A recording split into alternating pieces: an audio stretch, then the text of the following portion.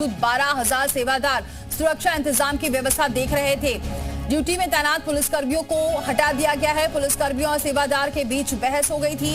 यातायात से लेकर पंडाल तक का मोर्चा संभाला था। घटना के वक्त भी बाबा के सेवादार आगे खड़े थे। तो सेवादार जो आगे खड़े थे और कई लोग इस बात का जिक्र करते हुए नजर आए थे कि सेवादारों की लापरवाही है जिसकी वजह से हादसा हुआ है। और इस बीच खबर यही आ रही है कि सुरक्षा इंतजाम देख रहे थे। ये 12,000 सेवादार और 12,000 सेवादार सुरक्षा इंतजाम की व्यवस्था देख रहे थे। ड्यूटी में तैनात पुलिसकर्मियों को वहां से हटा दिया गया था क्योंकि पुलिसकर्मियों और सेवादारों के बीच बहस हो गई थी और सेवादारों ने पुलिसकर्मियों को हटा दिया था। यातायात से लेकर पंडाल तक का जो मोर्चा था वो इन सेवादारों ने संभाला हुआ था, लेकिन उसके बावजूद ये घटना घटी है।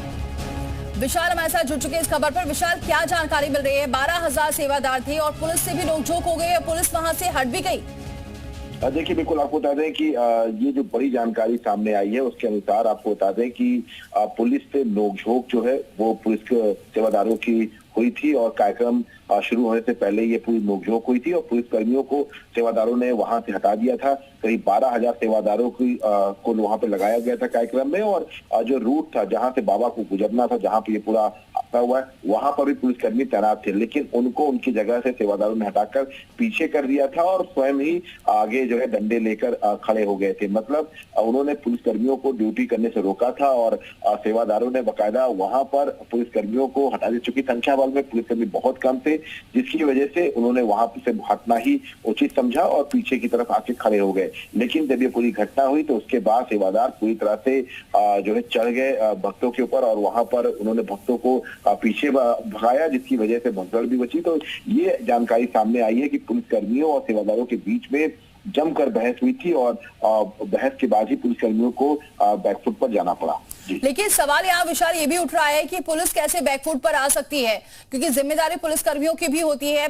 सेवादारों की तो चूक है ही, लेकिन पुलिसकर्मी कैसे वहां से हट गए, ये भी बड़ा सवाल है।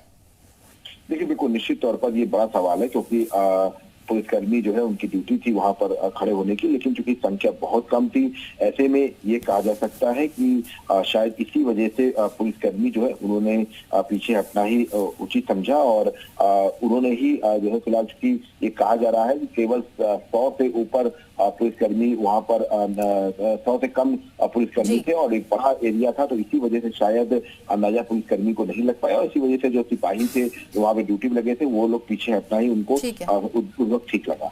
बहुत शुक्रिया विशाल, ये जानकारी हम तक पहुंचाने के लिए। तो बाबा साकार हरि के साम्राज्य से जुड़ी एक और बड़ी खबर। बाबा के ट्रस्ट से जुड़ी एक एक्सक्लूसिव जानकारी आई है। बाबा ने 2023 में बदल दिया था ट्रस्ट का नाम।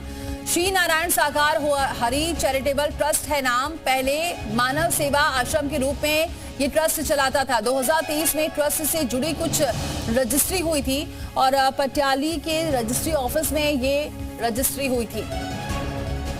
नाम बदल दिया था। पहले मानव सेवा आश्रम के रूप से ये ट्रस्ट चलता था, बाद में इसे बदलकर श्री नारायण साकार हरि चैरिटेबल ट्रस्ट नाम रखा गया था। तो अब धीरे धीरे कई खुलासे सामने आ रहे हैं, जिसमें ये एक्सक्लूसिव जानकारी और सामने आई है कि बाबा ने 2023 में ही ट्रस्ट का दूसरा नाम रख दिया था, बदल दिया था और नाम बदलकर रखा था श्री नारायण साकार हरि चैरिटेबल ट्रस्ट। पहले जिसका नाम था मानव सेवा आश्रम के रूप में ये ट्रस्ट चलाता था। 2023 में ट्रस्ट से जुड़ी कुछ रजिस्ट्री हुई थी जिसमें नाम बदला गया था।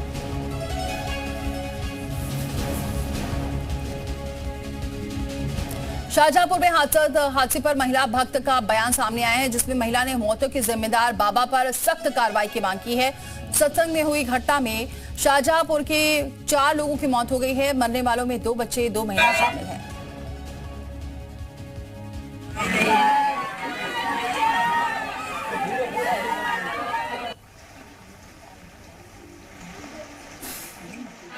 आने वाले तो 2 आते, 1 आते, जो जाते तो सब साथ में जाते, एक संग निकलते। तो उनकी व्यवस्था ये थी कि ये तारबास जो हाईवे पे लगे थे उन्हें हटा देने चाहिए कि संगत चारों तरफ से निकल सकती थी। ये बच्चे मेरे छोटे छोटे साथ में थे, हम थे, जो पीछे वाले ने धक्का मारा तो हम बाव में नाली में गिर गए। ऊपर से मेरे पता नहीं कितने लोग निकल गए, कितने नहीं। सबसे हाथ जोड़ते रहे, 5 छूते रहे कि मेरे बच्चों को निकाल दो, मुझे उठा दो। किसी ने सुना ही नहीं। मेरे बच्चे कम से कम 2, 2.5, 3 घंटे तक फंस।